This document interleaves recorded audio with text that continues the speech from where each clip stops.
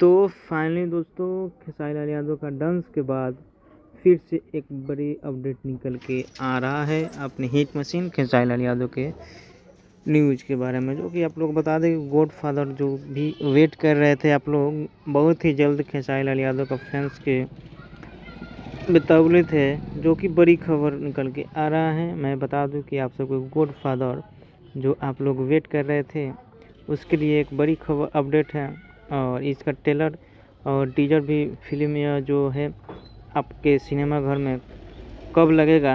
आप सबको बता दें कि आप लोग देख रहे हैं प्रोवाइंस 1 मिलियन, तो फिर से एक बार स्वागत है प्रोवाइंस 1 मिलियन में।